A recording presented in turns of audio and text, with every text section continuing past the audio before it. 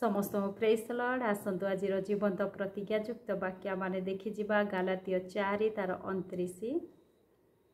किंतु शारीरिक स्वभाव अनुसार जे जात से जेपरि से समय रे आत्मांक प्रतिज्ञा अनुसार जे जात तांको ताड़ना करुथिला सेपरि एबे मध्य घटुअछि। Praise the Lord. प्रभुଙ୍କ वाक्य आमे देखु जे शारीरिक ठारे जात होई अछि से आत्मांक ठारु जात होइथिबा संतान को ताड़ना करुथिला आज मध्य ताहा घटुअछि बोली परमेश्वरଙ୍କ वाक्य लिखा जाय। आमाने जाणु अब्राहमकर दुईटी संतान थिले, जड़े दासीर संतान आउ जड़े स्वाधीनता स्त्रीर संतान। जे दासीर संतान से शारीरिक ठारु जात संतान अटे, जे स्वाधीनता स्त्री बा सारंक ठारु जात से होउछि आत्मांक संतान।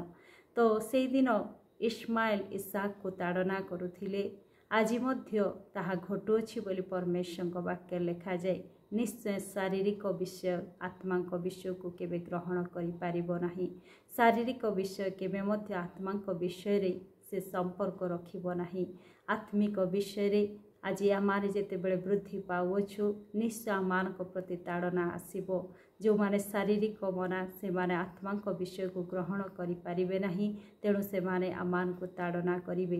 तेणु से ताड़ना को आमाने भयभीत हेबा नाही, किंतु अधिक आत्मारे वृद्धि पाइबा, परमेश्वरंकर गौरव निमंते बंचिबा। परमेश्वरଙ୍କ वाक्य लिखा जाय प्रथम पितर तार 4:12 आमाने पाठ करिबा। हे प्रिय माने तुम्भमानकर परीक्षा निमंते जो दुख भोग रूप अग्नि उपस्थित होइछि ताहा अद्भुत घटना बोली मन करी आश्चर्य ज्ञान कर नाही, बरं जो परिमाण रे ख्रीष्टंक दुख भोगर सहभागी हेउछ से परिमाण रे आनंद कर, जेपरि ताहांक महिमा प्रकाशित हेबा समय रे मध्य तुम्हे माने महानंद रे आनंदित हेबो। Praise the Lord. प्रभु कहती, हे प्रिय माने तुम्भमानकर परीक्षा निमंते जो दुख भोग रूप अग्नि उपस्थित होइछि ताहा अद्भुत विषय बोली मन कर नाही, किंतु ताहा आनंद रे ग्रहण कर, ख्रीष्टंकर दुख भोगर सहभागी होई आनंद कर बोली परमेश्वरଙ୍କ वाक्य कहे, जो द्वारा तांकर महिमा दिन रे आमाने प्रकाशित हेबा आ महानंद रे आनंदित हेबा। Praise the Lord. प्रभु आमान को आत्मिक करियछंती। आमाने आत्मारे बढ़ु बढ़ु अनेक निंदा ताड़ना आसी पारे, किंतु से समस्त विश्व ख्रीष्टंकर सहभागी रे आमारे से सब को सही जीवा, ताहले आमारे से दिन तांकर से महिमार दिन रे आमारे महागौरव रे प्रकाशित होई पारिबा।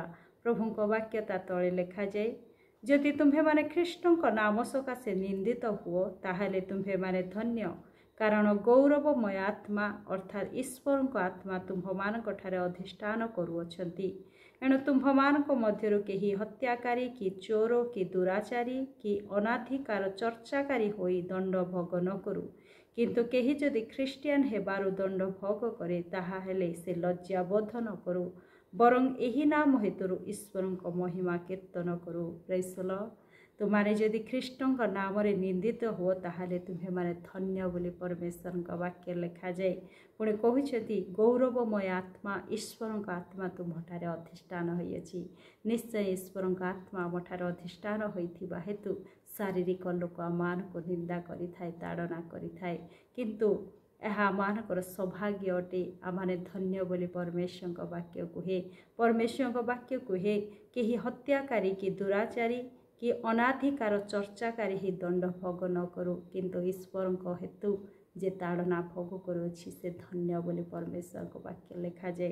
ता तळे आमाने देखिबा, कारण ईश्वरଙ୍କ गृह ठारो आरंभ करी विचार करिबा समय उपस्थित, आउ जदि प्रथम रे आम्भमानଙ୍କ ठारो आरंभ हुए तेबे जो माने ईश्वरଙ୍କ नाक्या बह सेमानकर शेष दशा आबा कौन न हेबो। Praise the Lord.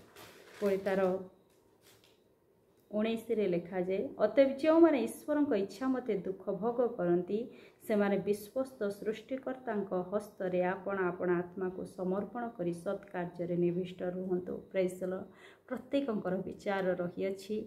आज जो माने ताड़ना करुअछंती से मानकर विचार मध्य हेबो बोली परमेश्वरଙ୍କ वाक्य कहे।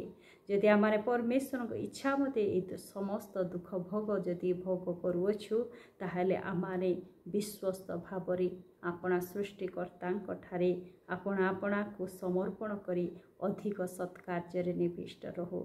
आमने ताड़ना को भोग करिबा नहीं किंतु परमेश्वर ठारे अधिक आत्मारे वृद्धि पाइबा अधिक विश्वस्ततार जीवन काटिबा ताहले तांकर से महिमार दिन रे महागौरवर आनंद रे आनंदित हेबा। प्रभु ए वाक्य दे मते आपण को आशीर्वाद करतो। आमेन।